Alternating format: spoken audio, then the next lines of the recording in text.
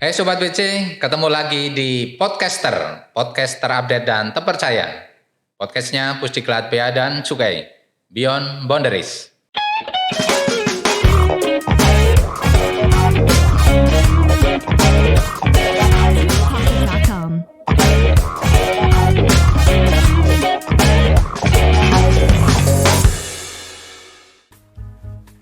Halo Sobat BC, kali ini kita akan ngobrolin terkait dengan barang kena cukai dan pencatatannya, ya. Bagaimana pencatatan barang kena cukai? Bersama saya sudah hadir kembali, ada narasumber yang tidak bosan-bosan, ya. Kita ajak ngobrol, ada Bu Sambas. Gimana kabar Bu Sambas? Baik, Mas John. Mas John, panggilan keren ya. Nah, baik, alhamdulillah baik juga. Baik Bu Sambas, hari ini kita akan ngobrol terkait dengan pencatatan PKC. Nah, sebagai awal obrolan bisa dijelaskan dulu Ibu apa itu pencatatan dan sebenarnya pencatatan ini digunakan untuk apa Ibu? Pencatatan itu adalah sebuah proses pengumpulan dan penulisan data secara berkala, teratur, yang sumber dokumennya itu dari pemasukan, produksi maupun pengeluaran PKC. Pemasukan, produksi, pengeluaran PKC. Dan ada juga pencatatan itu mengcover juga tentang penerimaan, pemakaian dan pengembalian pita cukai.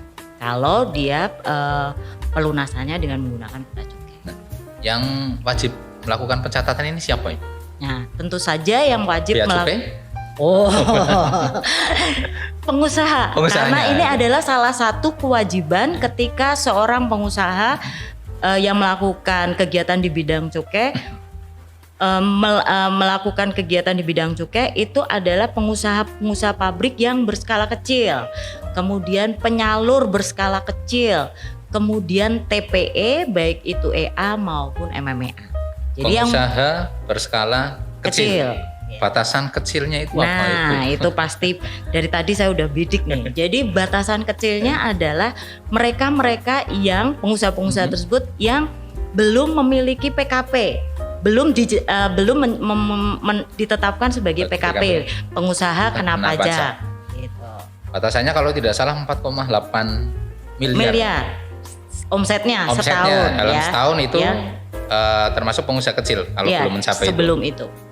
Ya. Kemudian yang dicatat tuh, ini apa saja sih Ibu? Yang dicatat yang tadi kan mulai dari misalkan produksi, kemudian ada juga pembelian, penjualan dan lain-lain. Ya. Nah, ini detailnya seperti apa Ibu yang dicatat? Nah, tadi BKC-nya maupun pita cukai yang digunakan yang dicatat. Nah, bentuk pencatatannya bisa dengan manual, bisa dengan computerized atau bisa juga dengan secara otomatis. Itu bentuk pencatatannya. Tapi yang wajib dicatat tadi adalah BKC yang keluar, yang masuk, yang diproduksi, kemudian pita cukai yang diperoleh, dipakai atau dikembalikan dari peredaran bebas ke pabrik. Nah, apakah yang sudah dicatat oleh pengusaha kecil ini wajib dilaporkan nih? Oh iya, jadi tadi ya dasarnya tadi bukti transaksi gitu ya wajib dilaporkan. Dilaporkannya kemana? Ke kantor bea cukai yang mengawasi pabrik atau TPE atau penyalur yang bersangkutan.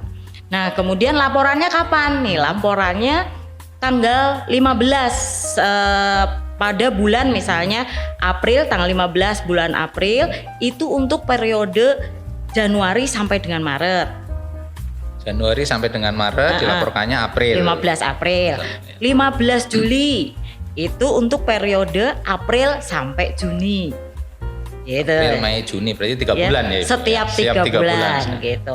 Begitupun seterusnya nanti pada bulan Oktober berarti periode Juli sampai September.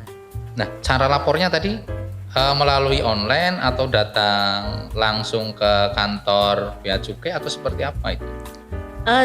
Penyerahannya berarti bisa diserahkan tadi secara manual, komputerized atau otomatis.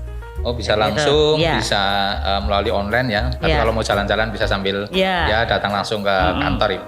Nah, kemudian kalau misalkan sudah kan ada kewajiban nih Bu melakukan pencatatan. Ada pengusaha yang tidak sempat ini untuk melakukan pencatatan. Nah, ini ada sanksi atau tidak Ibu Nah, kalau oke. pengusaha ini tidak melakukan pencatatan gitu. Nah, karena tadi saya sudah sampaikan bahwa pencatatan ini adalah salah satu kewajiban yang harus dipenuhi. Namanya kewajiban, berarti kalau nggak dilakukan pasti ada Ada sanksi sanksinya. dong, gitu ya. Nah, sanksinya itu berupa denda sanksi administrasi. Besarannya 10 juta. Jadi kalau ada 10 juta. ya.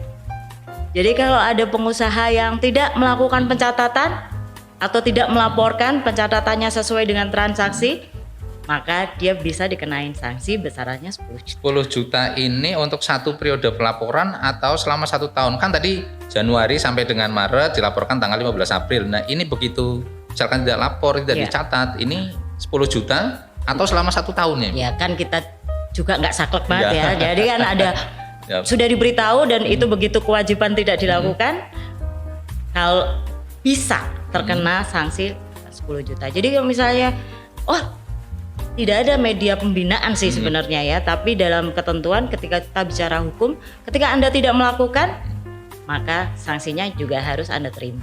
Gitu. Oh, berarti harus hati-hati nih para pengusaha ya Ibu. Setelah Iya. mendapatkan izin, ada kewajiban untuk melakukan pencatatan, maka harus dilakukan. Karena Iya. begitu tidak, karena namanya kewajiban pasti akan ada sanksi. Sanksi. Oke, baik Bu Sambas, terima kasih obrolan kali ini.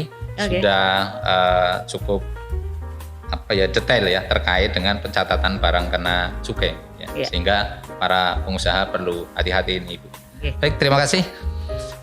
Demikian Sobat BC, obrolan kita kali ini semoga menambah wawasan Sobat BC semua. Sampai ketemu di podcaster selanjutnya.